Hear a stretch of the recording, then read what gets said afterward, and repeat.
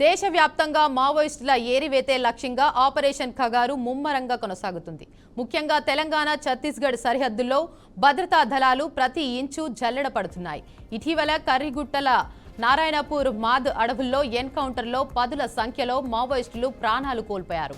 కేంద్ర రాష్ట్ర ప్రభుత్వాలు లొంగిపోయిన మావోయిస్టులకు ఆపరేషన్ చేయూత పేరుతో తక్షణ ఆర్థిక సాయం, జీవనోపాధి కల్పిస్తామని హామీ ఇస్తున్న నేపథ్యంలో కీలక పరిణామం చోటు చేసుకుంది. ఇవాళ కొత్తగూడెంలో మొత్తం 17 మంది దళ సభ్యులు ఎస్పీ రోహిత్ రాజు ఎదుట లొంగిపోయారు. అందులో 6 మహిళలు కూడా ఉన్నారు. అయితే లొంగిపోయిన వారంతా బీజీపూర్, సూక్మా జిల్లాకు చెందిన మావోయిస్టులుగా పోలీసులు గుర్తించారు.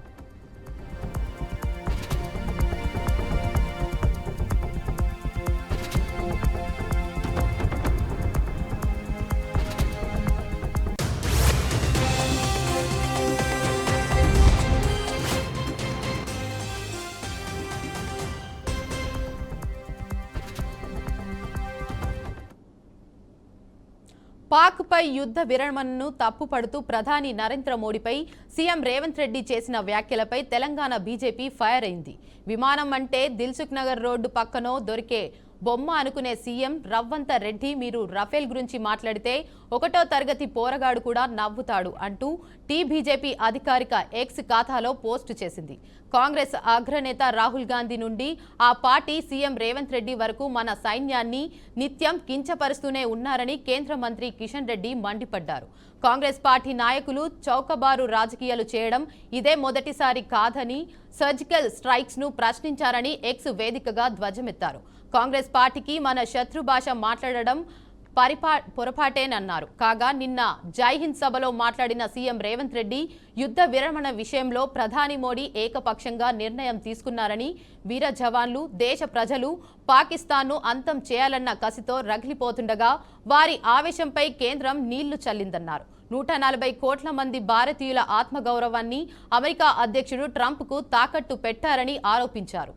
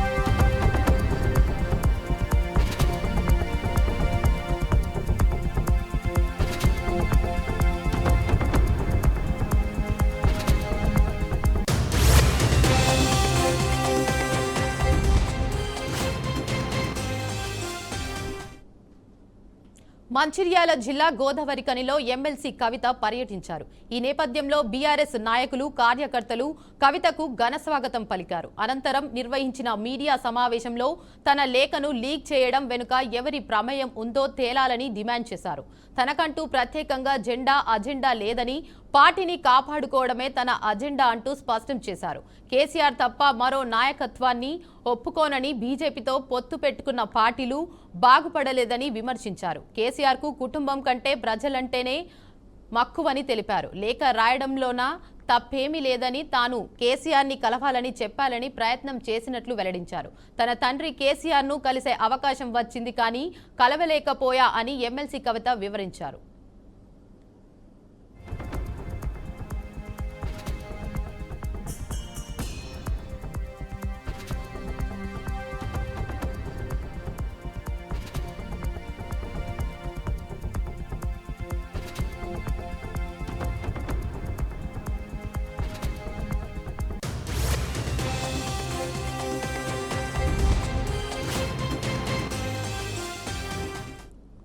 మంచిర్యాల జిల్లా గోదావరికనిలో ఎమ్మెల్సీ కవిత పర్యటించారు. ఈ నేపథ్యంలో బీఆర్ఎస్ నాయకులు, కార్యకర్తలు కవితకు ఘన స్వాగతం పలికారు.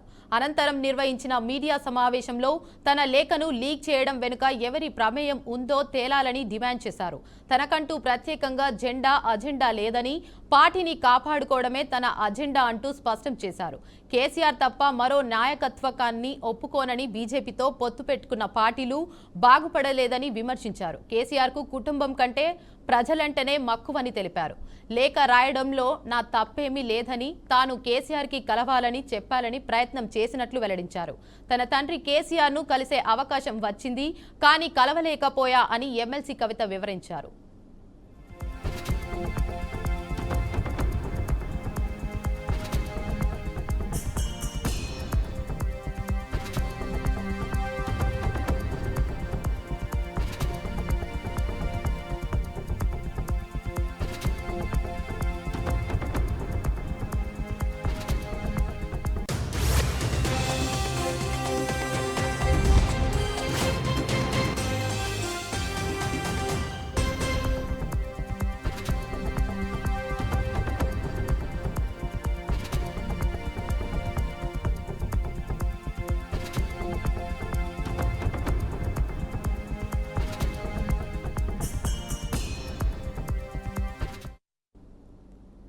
అన్నమయ్య జిల్లా రాజంపేట నియోజకవర్గంలోని వరద బాధిత గ్రామాలను జనసేన పార్టీ నేతలు క్షేత్రస్థాయిలో పరిశీలించారు. నియోజకవర్గంలోని తొర్గుపేట, రామచంద్రపురం, మందపల్లి, పులతపుల్లూరు గ్రామాల్లో పర్యటించి వరద ప్రభావిత ప్రాంతాలను సమీక్షించారు. గ్రామాల్లో ఉన్న అపరిష్కృత సమస్యలను జనసేన అధినేత పవన్ కళ్యాణ్ దృష్టికి తీసుకెళ్లి పునరుద్ధరణ చర్యలు చేపట్టించి గ్రామ ప్రజలకు పునఃసంరక్షణ కల్పించేలా తాము కృషి చేస్తామని నాయకులు తెలిపారు. ఈ కార్యక్రమంలో రైల్వే కోడూరు ఎమ్మెల్యే, ప్రభుత్వ విప్ శ్రీధర్, అన్నమయ్య జిల్లా సమన్వయకర్త కృష్ణ, రాష్ట్ర కార్యదర్శి నాగేంద్ర, రాజంపేట పార్లమెంట్ ఇన్ఛార్జ్ శ్రీనివాసరాజు తదితరులు పాల్గొన్నారు.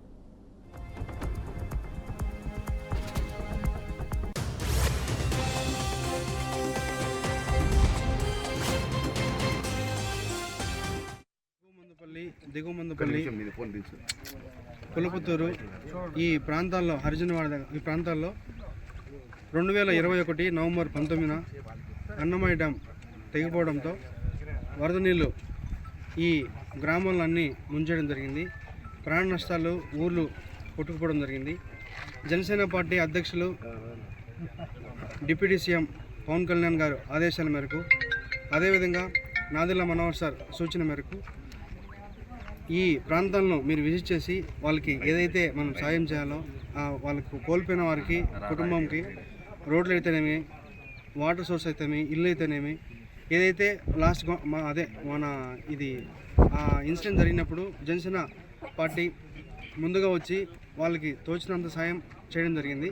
అదేవిధంగా ఆ రోజు చెప్పిన మాట ప్రకారమే వాళ్ళకి ఇల్లు ఏదైతే పోయాయో, రోడ్స్ కానీ వాళ్ళకి ప్రాణ నష్టం జరిగింది. ఒకసారి మీరు వెళ్ళి విజిట్ చేసి వాళ్ళకి ఎంతవరకు ఇల్లు కట్టుకున్నారు, ఎంతవరకు రోడ్స్ అయినాయి, ఎంతవరకు వాటర్ అందుతున్నాయి, వాళ్ళు ఎట్లున్నారో ఒకసారి చూసి వాళ్ళ పరిస్థితి కనుక్కొని జనసేన పార్టీకి అధ్యక్షుల వారికి, ప్రెసిడెంట్ గారికి, మరి మనోహర్ సార్ గారికి నాకు చెప్పి పంపించడం జరిగింది. అదేవిధంగా ఇక్కడికి వచ్చిన ముఖ్య కారణం అదే. ఇక్కడ ఉన్న కుటుంబాలకి ఎంతవరకు న్యాయం జరిగాయి, మనం ఎంతవరకు చేయగలం అనే నిదానంతో ఇక్కడికి వచ్చాం. ఈ తొగురుపేట చూడడం జరిగింది. తొగురుపేట చూసిన వెంటనే కొన్ని ఇళ్ళు ఇక్కడ కట్టుకున్నారు, కానీ ఈ సరైన వాటర్ సదుపాయం లేదు. అదేవిధంగా ఎలక్ట్రిసిటీ ఇంకా లేనందువలన ఇక్కడికి ఇంకా రాలేదు ప్రజలు. వీలైన త్వరగా మనం పంచాయతీరాజ్ డిపార్ట్మెంట్ మినిస్టర్ సార్, మన ప్రీతం నాయకులు పవన్ కళ్యాణ్ గారు కాబట్టి ఆయన సూచన మేరకు ఇక్కడికి వచ్చాం. అతి త్వరలో వీళ్ళకు తొగురుపేట గ్రామంకు ఇచ్చేయడం జరిగింది. మా రోజు ఎమ్మెల్యే గారు, మాతోటి జనసేన నాయకులు శ్రీనివాస్ గారు, నాగేంద్ర గారు అందరం కలిసి ఇచ్చాము. మా అధ్యక్షుడు పవన్ కళ్యాణ్ గారి ఆదేశాల మేరకు మా నాదెండ్ల మనోహర్ గారు పిఎస్సీ అధ్యక్షుడు, ఆయన ఆదేశాల మేరకు మేమంతా ఇక్కడ వాళ్ళ ఆలోచన ఏమంటే ఏం జరిగింది అక్కడ. మన పవన్ కళ్యాణ్ గారు ఇక్కడికి ఒక మారుమూల ప్రాంతం, సెక్యూరిటీ ప్రాబ్లం ఇన్ని ఉన్నా కూడా ఆ విలేజ్కి వెళ్ళాలి, మనం చూడాలా. ఎందుకంటే కొంతమంది పశువులు చేసిన చేష్టాలకు నాశనం అయిపోయినారు ఇక్కడ ప్రజలు. ఆ ప్రజలను మనం కాపాడాలి అని పవన్ కళ్యాణ్ గారు ఈ మారుమూల ప్రాంతానికి ఇంతవరకు ఎప్పుడు పోయిండట, మారుమూల ప్రాంతానికి ఇక్కడ వచ్చినాడు. వచ్చి అందరు చూసినాడు, చూసి చాలా బాధ కలిగింది ఆయనకు. చూసి చెప్పిపోయినాడు కలెక్టర్గా ఏం చేయాలా, ఏమేమి చేయాలి, ఎక్కడెక్కడ గైడెన్స్ చేసి ఇచ్చిపోయాడు. కానీ ఆ పనులు జరుగుతాండాయా లేదా అని ఆయన అనుమానంతో ఇప్పుడు ఒక మమ్మల్ని అందరినీ చెప్పి మీరంతా వెళ్ళి ఏం జరుగుతుంది అక్కడ చూడండి, ఏదైనా జరగకపోతే మాకు చెప్పండి అని చెప్పి మమ్మల్ని పంపించారు. ఇక్కడ కొంతమంది వైఎస్ఆర్సీపీ నాయకులు చేసిన దానికి ఇక్కడ బలిపశువులైనారు అంతా. ఇక్కడ ఉండే విలేజర్స్ ఒక 6 విలేజ్లు పాపము. ఆ పశువులు కానీ జనాలు కానీ హాహాకారాలు ఆ రాత్రి కొట్టుకొని పోతాంటే నిజంగా అది చూస్తే ఎవరికైనా గుండె తలిచిపోతుంది. అటువంటి ఏరియా ఇది. వీళ్ళందరికీ మంచి జరగాలని మా పవన్ కళ్యాణ్ గారి ఆశయం. గట్టిగా పట్టుదలతో ఆయన చేయాలని ఆలోచనలో ఉన్నాడు. ఇక్కడ ఏం సమస్యలు ఉన్నాయి, రోడ్లు లేవు, ప్లస్ నీటి సౌకర్యం లేదు, ఇండ్లు కూడా కొంతమంది కట్టుకున్నా కొంతమంది కట్టుకోలేని పరిస్థితిలో ఉన్నారు. ఆ సమస్యలు ఏంటి? మహానాడుపై సీఎం చంద్రబాబు పార్టీ నేతలను అభినందించారు. జిల్లా నాయకత్వం అంతా కలిసి పనిచేసి విజయవంతం చేశారని అన్నారు. ఈ క్రమంలో సక్సెస్ చేసిన నేతలకు సీఎం చంద్రబాబు అభినందనలు తెలిపారు. కార్యకర్తలకు హ్యాట్సప్ చెప్పారు. నాయకత్వం సమిష్టిగా పనిచేస్తే ఏ కార్యక్రమమైనా సజావుగా జరుగుతుందని, కడప మహానాడుతో నిరూపితమైందని సీఎం చంద్రబాబు హర్షం వ్యక్తం చేశారు. మంత్రులంతా కార్యకర్తల్లా పనిచేసి స్ఫూర్తినిచ్చారని తెలిపారు.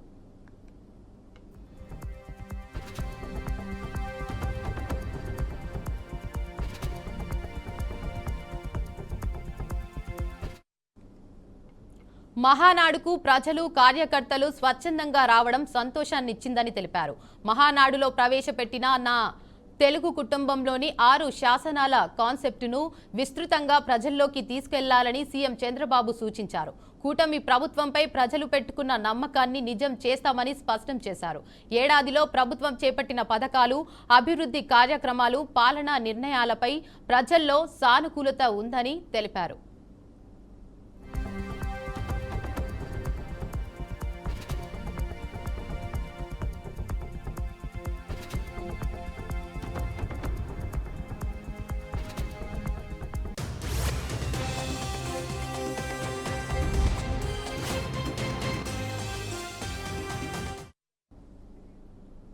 ఖమ్మం జిల్లా వైరా నియోజకవర్గ కేంద్రంలోని రింగ్ రోడ్డు నుండి రిజర్వాయర్ ఆనకట్ట కాలువ వరకు 1 కోటి రూపాయల వ్యయంతో నిర్మాణం చేపట్టిన బీటీ రోడ్డు పనులను అఖిలపక్ష నాయకులు అడ్డుకున్నాడు. ప్రభుత్వ లెక్కల ప్రకారం 60 అడుగుల వెడల్పుతో నిర్మించాల్సిన రోడ్డును కేవలం 30 అడుగులకే కుద్దించి నిర్మిస్తుండటంపై నిరసన తెలిపారు. రోడ్డును వెడల్పుగా నిర్మించకపోతే భవిష్యత్తులో రోడ్డుపై కబ్జాలు జరిగే ప్రమాదం ఉందని ఆందోళన వ్యక్తం చేశారు.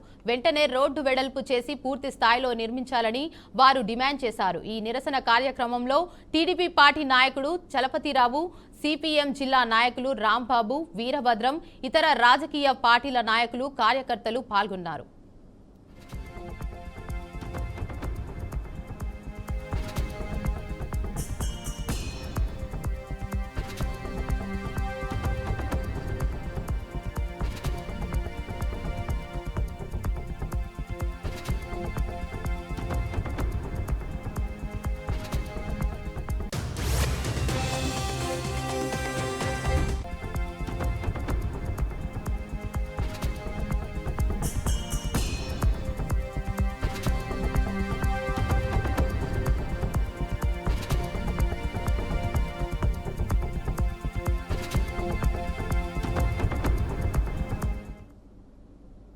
సైబరాబాద్ పరిధిలో భారీగా హెరాయిన్ పట్టుబడింది.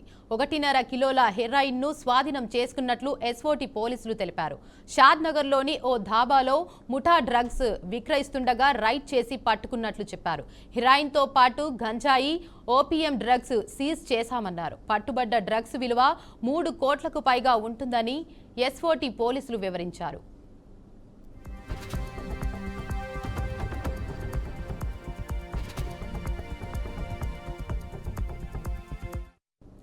సైబరాబాద్ పరిధిలో భారీగా హెరాయిన్ పట్టుబడింది. 1.5 కిలోల హెరాయిన్ ను స్వాధీనం చేసుకున్నట్లు ఎస్ఓటీ పోలీసులు తెలిపారు.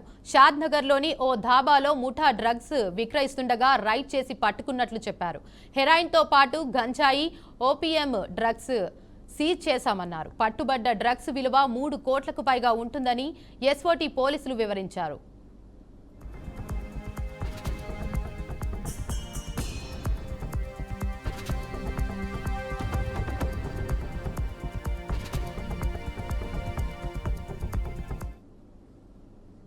తెలంగాణ బీజేపీలో అంతర్గత విభేదాలు మరోసారి బగ్గుమన్నాయి.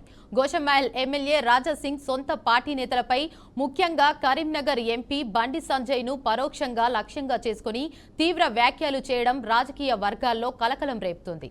బీఆర్ఎస్ ఎమ్మెల్సీ కవిత చేసిన వ్యాఖ్యలకు మద్దతు పలుకుతూ ఆయన చేసిన కామెంట్స్ పార్టీలో కొత్త చర్చకు దారితీశాయి.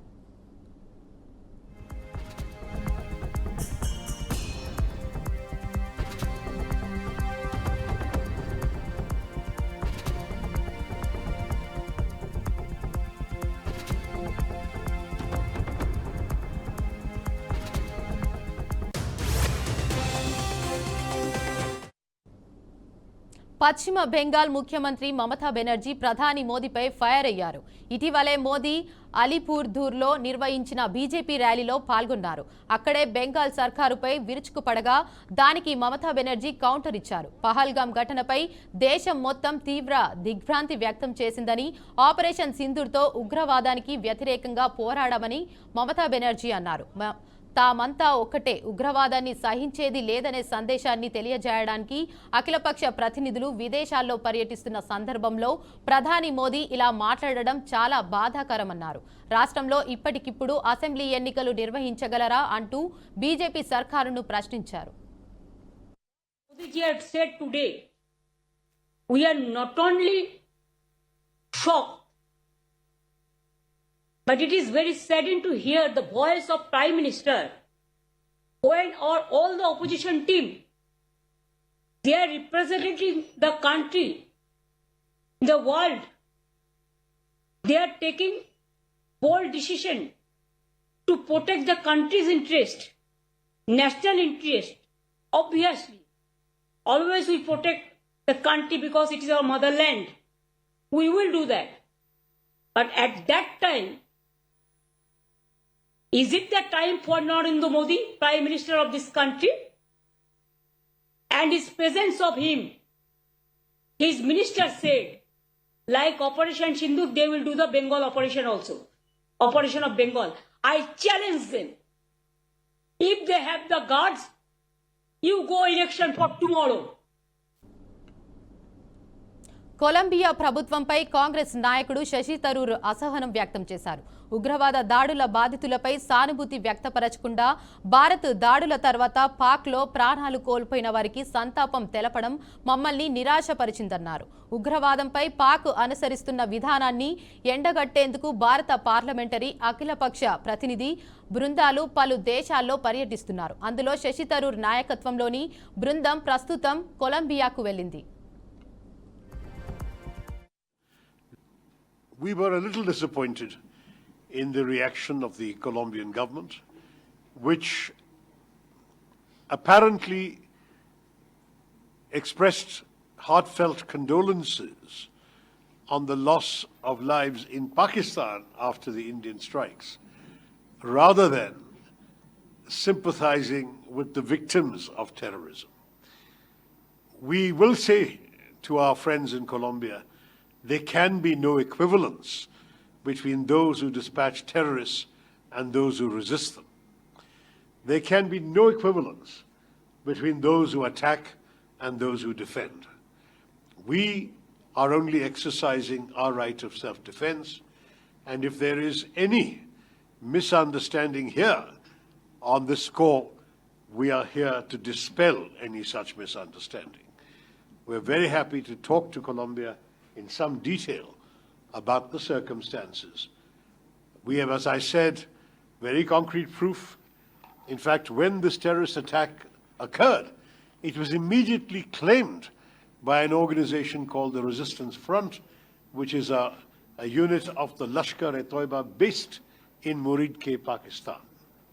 There is no doubt that they reiterated this credit the next day. It is only after their handlers realized the damage this could do that they then deleted the claim 2 days later. But the claim has been made. There is no doubt as to where this came from. And